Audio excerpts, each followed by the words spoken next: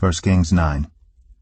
When Solomon had finished building the temple of the Lord and the royal palace, and had achieved all he had desired to do, the Lord appeared to him a second time, as he had appeared to him at Gibeon.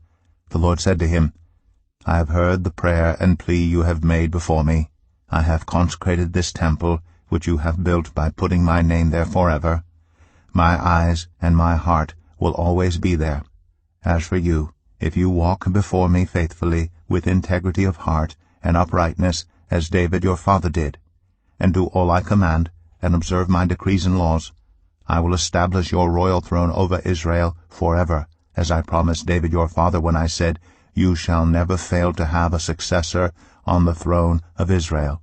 But if you or your descendants turn away from me, and do not observe the commands and decrees I have given you, and go off to serve other gods, and worship them, then I will cut off Israel from the land I have given them, and will reject this temple I have consecrated for my name. Israel will then become a byword, and an object of ridicule among all peoples. This temple will become a heap of rubble. All who pass by will be appalled, and will scoff and say, Why has the Lord done such a thing to this land and to this temple? People will answer, Because they have forsaken the Lord their God, who brought their ancestors out of Egypt, and have embraced other gods, worshipping and serving them. That is why the Lord brought all this disaster on them. At the end of 20 years, during which Solomon built these two buildings, the temple of the Lord and the royal palace, King Solomon gave 20 towns in Galilee to Hiram king of Tyre, because Hiram had supplied him with all the cedar and juniper and gold he wanted. But when Hiram went from Tyre to see the towns that Solomon had given him, he was not pleased with them.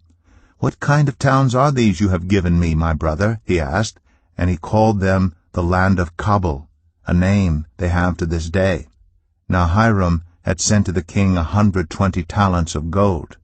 Here is the account of the forced labor King Solomon conscripted to build the Lord's temple, his own palace, the terraces, the wall of Jerusalem, and Hazor, Megiddo, and Gezer.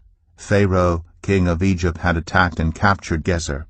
He had set it on fire. He killed its Canaanite inhabitants, and then gave it as a wedding gift to his daughter, Solomon's wife. And Solomon rebuilt Gezer.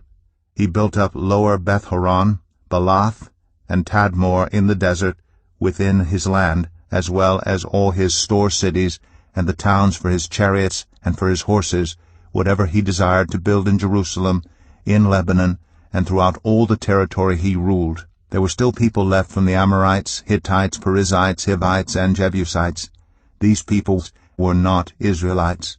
Solomon conscripted the descendants of all these peoples remaining in the land, whom the Israelites could not exterminate, to serve as slave labor, as it is to this day.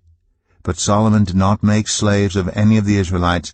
They were his fighting men, his government officials, his officers, his captains, and the commanders of his chariots and charioteers. They were also the chief officials in charge of Solomon's projects, 550 officials supervising those who did the work. After Pharaoh's daughter had come up from the city of David to the palace Solomon had built for her, he constructed the terraces. 3 times a year Solomon sacrificed burnt offerings and fellowship offerings on the altar he had built for the Lord, burning incense before the Lord along with them, and so fulfilled the temple obligations. King Solomon also built ships at Ezion-Geber, which is near Elath in Edom, on the shore of the Red Sea. And Hiram sent his men, sailors who knew the sea, to serve in the fleet with Solomon's men. They sailed to Ophir, and brought back 420 talents of gold, which they delivered to King Solomon.